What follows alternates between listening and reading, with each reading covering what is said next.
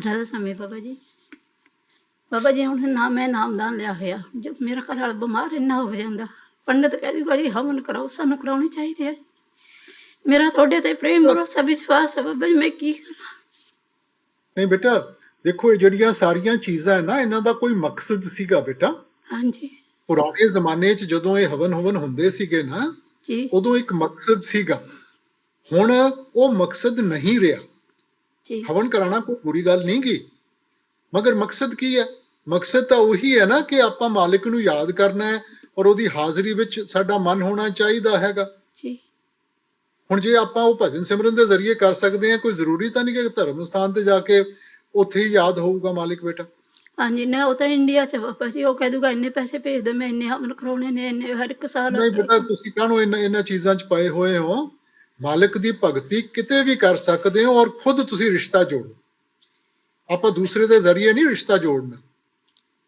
बाबा जी ये नहीं ना आउंदे हुण कोलालंपुर भी तुसीं दृष्टि पाई सी 27 साल दा दुख तुसीं तोड़िया जो चीज़ इहदे नाल सी हुण हर एक साल फिर ऐसे हो जांदे ने ओहदे ऐसी हालत हो बेटा जांदी है बाबा देखो साथी नहीं देखी जांदी।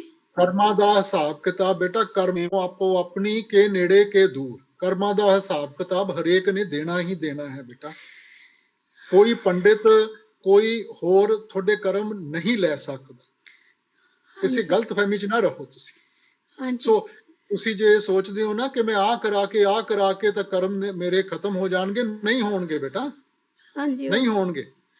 सो बेहतर यही है कि आपां अपने आप नूं अपनी भजन बंदगी करके अपने आप नूं इन्ना ताकतवर बनाइए कि आपां इन्हां दा सामना कर सकीए। हाँ मगर जी जे तुहानूं कोई ये दसदा ना कि वो थोड़े कर्म हल्के कर सकदा है वो तुहानूं फिर थोड़ा मजाक उड़ा रिहा है। हाँ जी कितों इन्ने बाबा जी हर एक वार कह दूगा इन्ने पैसे दे दो तो ਇਹਦਾ इलाज होगा एक साल ਦਾ ਇਹਦਾ ਟੈਂਪਰੇਰੀ ਇਲਾਜ ਹੋ ਜਾਂਦਾ ਫਿਰ ਕਹਿ ਦਿੰਦਾ ਕਿਤੋਂ ਬਾਬਾ ਜੀ ਇਹਨਾਂ ਮੈਂ ਕਿੱਥੇ ਮੈਂ ਇੱਕ ਰਾਸਤੇ 'ਚ कुछ नहीं ਜਾ होगा ਸਕਦੀ बेटा ਮੈਂ ਦੋ कोई ਬੇੜੀਆਂ 'ਚ ਪੈਰ ਨਹੀਂ ਰੱਖ ਸਕਦੀ ਬਾਬਾ ਜੀ। बेटा तुसी डॉक्टर कोले जाओ जिवें डॉक्टर कहंदे दवाई दिओ बाबा जी डॉक्टर की दवाई भी चलती है ऐसी हालत हो बस जाती है डॉक्टर की और दवाई नहीं। लो अपनी भजन बंदगी करो। ठीक है बाबा जी। राज स्वामी बाबा जी। बाबा जी हम हमेशा चाहते हैं कि सही चीज़ करें और सही गलत की पहचान करना कई बार बड़ा मुश्किल हो जाता है। लेकिन एक और सवाल आता है कई बार कि सही के लिए हम कभी करते करते ऐसा लगता है कि हम एक लड़ाई लड़ रहे हैं उस सही के लिए और हर कोई उसके खिलाफ है। तो कब ये हमें पता चलता है कि ये हमारा ईगो बन गया है, हम अपने ईगो के लिए लड़ रहे हैं या उस सही के लिए या सही चीज़ के लिए लड़ रहे हैं, तो वो कैसे पता चलेगा? बेटा देखो एक तरफ तो हम सोचते हैं कि मैंने अपनी अलग से हस्ती बनानी है मैंने अपना अलग से वजूद बनाना है और दूसरी तरफ इंसान भेड़ चाल में पड़ जाता है। अब ये नहीं है कि हमें मालूम नहीं कि सच क्या है झूठ क्या है गलत क्या है सही क्या है हमें सभी को मालूम है।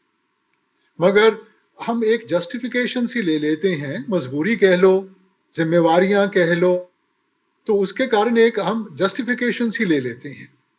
मगर अंत में तो कर्मों का हिसाब किताब है ना तो कर्म तो बनेगा आप चाहे सोच समझ के करें और चाहे बगैर सोचे समझे करें।